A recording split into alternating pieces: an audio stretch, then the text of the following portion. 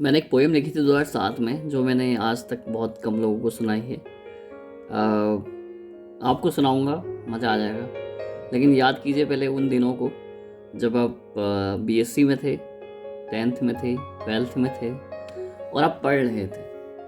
और ऐसा समय है जो कि दोबारा शायद किसी की ज़िंदगी में नहीं आ पाए, जब आप किसी से मोहब्बत करते हैं, या कह दीजिए कि मोहब्बत नहीं करते हैं, बट आप एक ऐसे परिवेश में रहते हैं जहाँ पे आप लोगों से बात करते हैं और लोगों से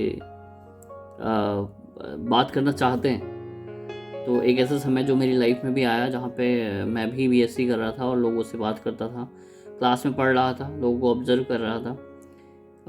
इन सब के बीच मैं सब लोगों को जब ऑब्जर्व कर रहा था, तो मैंने क्लास में देखा कि बहुत सारी चीज़ें हो रही थी उस दौरान, जब मैं भी लाइक 17-18 साल का या 19 साल का हूँगा। तो मैंने अपने यूथ पे एक पोएम लिखी, जो कि बहुत ही अच्छी पोएम मेरे को उस टाइम लगी। बट मैंने ज़्यादा सुना नहीं पाया क्योंकि मेरे को ऑडियंस इतनी मिली नहीं।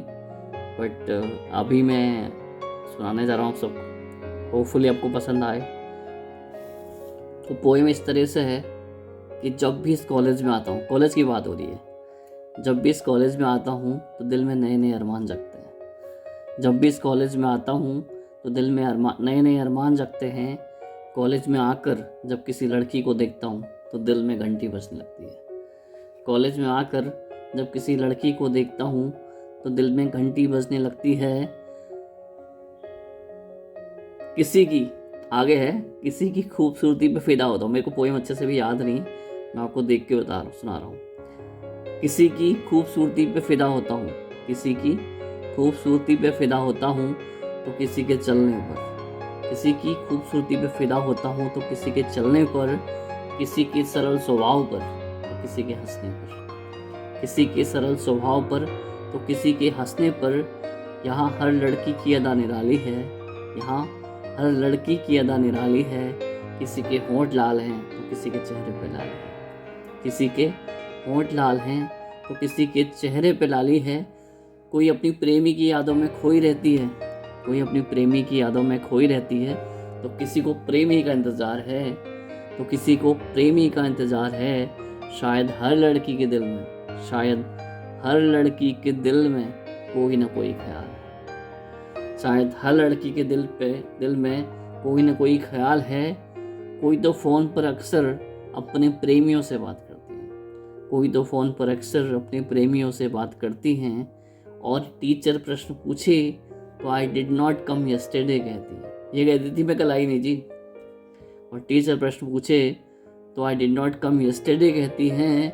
कुछ कन्याएं ऐसी हैं जिन्हें प्यार फिजूल की चीज़ लगती है, कुछ कन्याएं ऐसी हैं जिन्हें प्यार फजूल की चीज़ लगती है। लड़कों से ज़्यादा तो वो किताबों में इंटरेस्ट रखती है। हम सबके बीच ऐसी लड़कियां होती थी जिनको किताबों में बहुत प्यार होता था। तो किताबों से ज़्यादा, लड़कों से ज़्यादा तो वो किताबों में इंटरेस्ट रखती हैं। कुछ दो चार ऐसी हैं, दो चार अलग ही टाइप की होती हैं।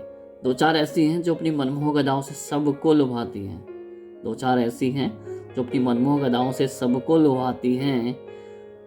खुद तो एग्जाम में पास हो जाती हैं, बेचारे सीधे साधे लड़कों का करियर डुबाती हैं, बेचारे सीधे साधे लड़कों का करियर डुबाती हैं। पर इन सबके बीच मुझे एक ही लड़की भाती है, पर इन सबके बीच मुझे एक ही लड़की भाती। हाँ, पॉसिबल है कि किसी को कोई लड़की सही लगती हो, तो मुझे भी एक लड़की सही लगती थी कि हाँ ये ठीक है यार, लड़की मतलब अच्छी लड़की है। पर इन सबके बीच मुझे एक ही लड़की भाती है, जो रहती है शांत पर प्रेम की दीवानी नजर आती है, जो रहती है शांत पर प्रेम की दीवानी नजर आती है। अभी खास लाइन है आपके लिए कि बिना मेकअप के ही वो मुझे, कि बिना मेकअप के ही वो मुझे सुंदरता की मूरत नजर आती है। बिना मेकअप के ही वो मुझे सुंदरता की मूरत नजर आती है। आईना भी देखूं, आईना कट कर टूटता है फट करके, आईना भी देखूं तो उसकी सूरत उभर आती है। मतलब उसका आईना देखो तो आईना चटक जाएगा, मतलब ये समझ लीजिए आप। आईना भी देखूं तो उसकी सूरत उभर आती है। उससे प्यार करने के बाद, मतलब मान लो प्यार नहीं किया मैंने, आज एक कवि क्या करता है, अतिशोक्ति तो करता ही करता है ना। तो उससे प्यार करने के बाद, अतिशोक्ति मतलब होता है किसी चीज़ को बढ़ा चढ़ा के बोलना। तो उससे प्यार करने के बाद मैं खुद को सुधरा हुआ पाता हूँ। उससे प्यार करने के बाद मैं खुद को सुधरा हुआ पाता हूँ। पहले तो हर लड़की से प्यार हो जाता था, पहले तो हर लड़की से प्यार हो जाता था। अब बस उसी के बारे में सोच पाता हूँ, अब बस उसी के बारे में सोच पाता हूँ। पर इन सब के बीच एक प्रश्न मुझको अक्सर परेशान करता है। एक प्रश्न तो सबके मन में रहता है कि यार ये हुआ तो ऐसा होगा, ये हुआ तो ऐसा होगा। प्रश्न तो सबके लाइफ में आते आते हैं। तो मेरे मन में भी प्रश्न था। इन सबके बीच मेरे को एक प्रश्न हमेशा परेशान करता है, क्या वो लड़की भी मेरे से प्यार करती होगी? सबके मन में ही रहता होगा, किसी न किसी टाइम में तो रहा होगा ये कि यार वो मेरे को प्यार करती होगी, नहीं करती होगी, या मेरे को पसंद भी करती होगी, पसंद नहीं करती तो मेरे को देखती भी होगी, नहीं देखती होगी, रहता है ना। तो क्या वो लड़की भी मुझसे प्यार करती होगी, और क्या मेरे लिए अपना वक्त बर्बाद करती होगी? लड़कियां वैसे किसी के लिए वक्त बर्बाद नहीं करती, मैं आपको सच बता रहा हूँ, लड़कियां नहीं करती। लड़कियां बहुत समझदार होती लड़कों से। क्या मेरे लिए अपना वक्त बर्बाद करती होगी? लेकिन मुझे लगता है शायद नहीं। लेकिन मुझे भी ऐसा लगता था कि शायद नहीं, लेकिन मुझे लगता है शायद नहीं, क्योंकि लड़की बहुत समझदार है। क्योंकि वो लड़की बहुत समझदार, लड़कियां समझदार होती हैं। तो ये मैंने एग्जैक्ट वही लाइन लिख दी, क्योंकि वो लड़की बहुत समझदार है, इसलिए अपने घर वालों के सपनों के लिए जीती होगी। इसलिए अपने घर वालों के सपनों के लिए जीती होगी। मुझे प्यार करना तो दूर मुझे क्या, किसी को नहीं करती थी वो तो। मुझे प्यार करना तो दूर, मेरे बारे में सोचती भी नहीं होगी, मेरे बारे में सोचती भी नहीं होगी। आज की कामयाब लड़कियों की तरह उसकी भी एक रहा होगी। आज की लड़कियां बहुत कामयाब हैं। मेरे को सबसे अच्छा लगता है आजकल की टाइम में कि लड़कियां कुछ कर रही हैं और आगे बढ़ रही हैं। सो काफ़ी अच्छा लगता है। This is one of the good thing for our girls, for our female, for our womens, जो भी लाइफ में आगे बढ़ रहे हैं। तो मेरे को तब भी ऐसा लगता था, बट आज काफ़ी लगता है कि हाँ, लड़कियां बहुत अच्छा आगे कर रही हैं लाइफ में। तो उस टाइम मैंने लिखा था कि आज की कामयाब लड़कियों की तरह उसकी भी एक राह होगी। आज की कामयाब लड़कियों की तरह जरूर उसकी भी एक राह होगी। प्यार से दूर रहकर सपनों को मुट्ठी में करने की चाह होगी।